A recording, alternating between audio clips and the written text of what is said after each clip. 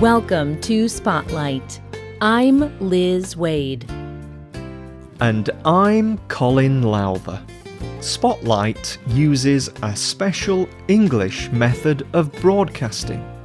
It is easier for people to understand no matter where in the world they live.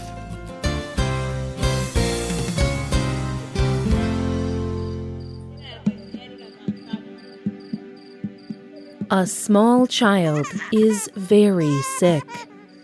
He has the disease polio.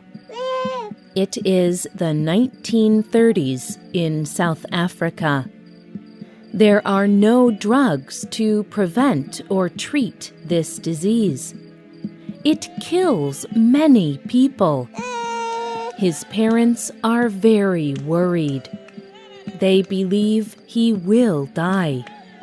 So they prepare for a funeral.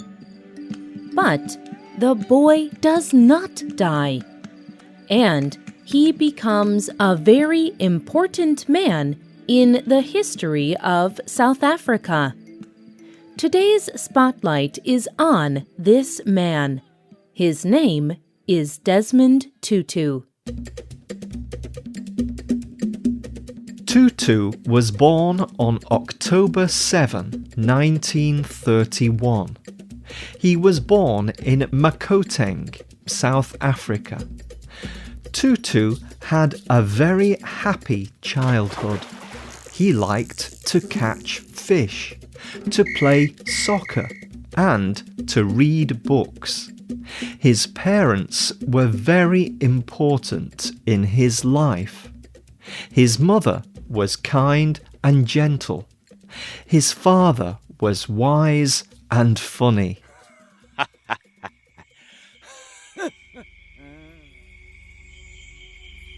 The Christian church was also very special to Tutu. He started serving in the church when he was 7. The priest was Zechariah Segapene. He loved and cared for everyone. Segapene was not the only positive person in Tutu's young life. He also had great teachers at school. These leaders had dark skin, like Tutu. But one day, the young Tutu had a surprising experience. He remembered what happened all his life. He was out with his mother, and he saw a white man he did not know. This white man walked past. He was wearing a big black hat and white flowing clothes. He raised his hat to my mother. Now, that seemed a perfectly normal thing for him.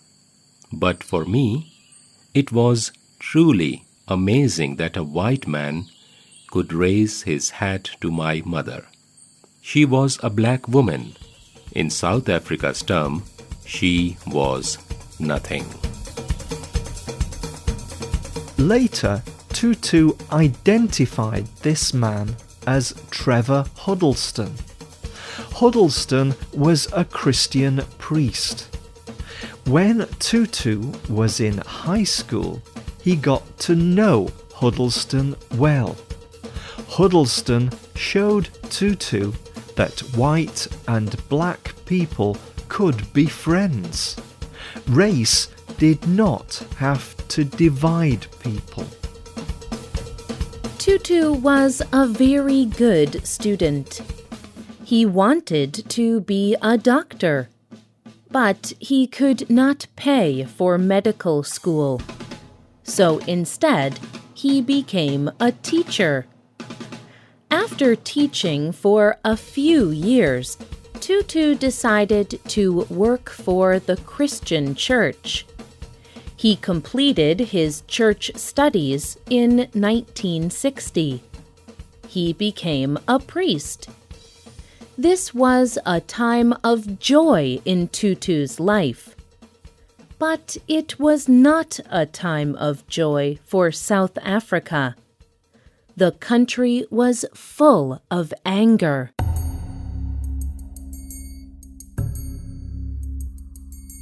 Apartheid law began in South Africa in 1948. These were laws that separated people based on the colour of their skin. The laws gave much better treatment to white people. This made life very hard for black people in South Africa. After many years of these laws, many black people were angry. They were ready for change. Some were ready to fight. Tutu did not want fighting. He wanted peace, and he wanted justice. So, Tutu joined the peaceful fight against apartheid. He did not join because of politics. He joined because he thought it was the duty of Christians. Tutu has written many things about this decision. In an essay called "Why We Must Oppose Apartheid," he wrote, I am against the evil policy of apartheid because of my Christian faith. It is not about politics. It is about understanding the words of Jesus Christ. In a different essay, Tutu explains more. The Church of God has to be the salt and light of the world. We are the hope of the hopeless. We must change hate, suspicion, fear, and bitterness. We must be the opposite. We need to show people that they matter. We need to show them that God loves them. Tutu was a very good speaker. Many people heard his words. They listened to the truth in the words. But people loved him for another reason. They also loved his laugh and his smile. He could laugh in any difficult situation. He used this gift to connect to many different people. Then he encouraged people to solve their problems together. His gift of speaking and solving problems led him to many important positions. In 1975, Tutu was the first black person to be the Dean of St. Mary's Cathedral in Johannesburg. The next year, he became the Bishop of Lesotho. And in 1978, he became the first black General Secretary of the South African Council of Churches.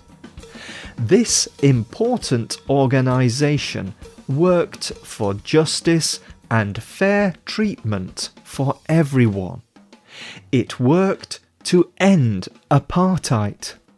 As its leader, Tutu became well known all over the world.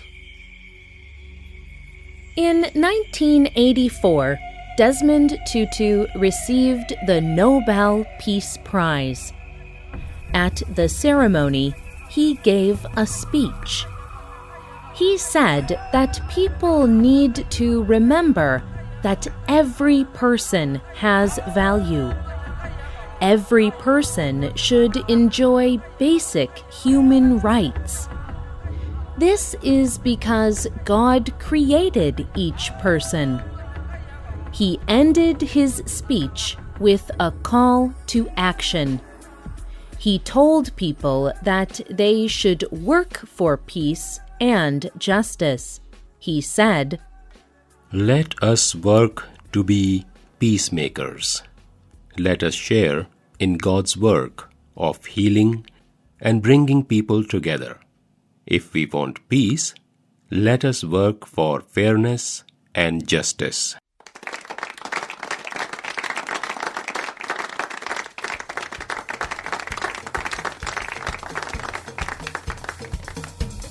Desmond Tutu followed his own words with action.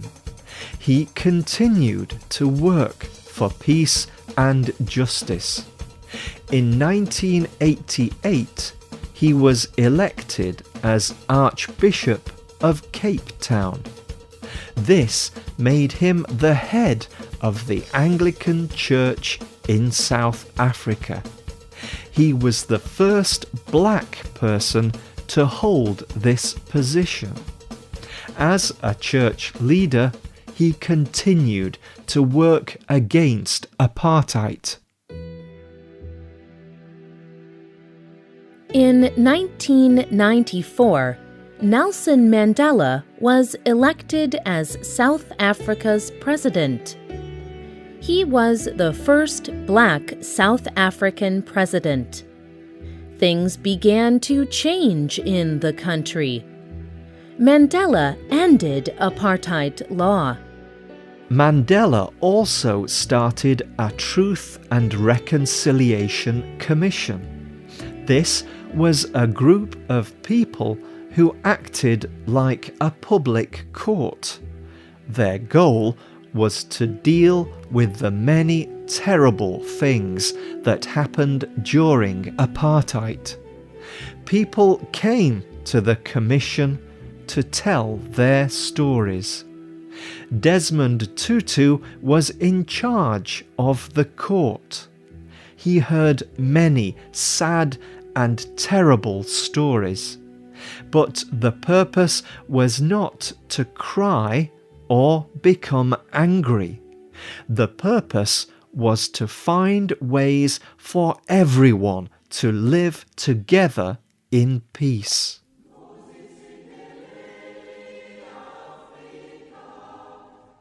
Desmond Tutu retired as Archbishop in 1996, but he still cared about peace. He formed his own peace organization. Tutu is now over 80 years old, but on his website, he encourages all people to continue his work. Do your little bit of good where you are. It is these little bits of good put together that change the world.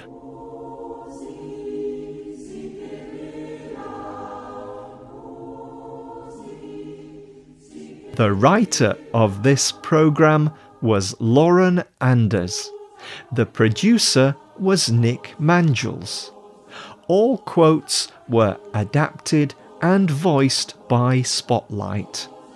You can find our programs on the internet at www.radioenglish.net. This program is called Desmond Tutu, Working for Justice. We hope you can join us again for the next Spotlight program. Goodbye.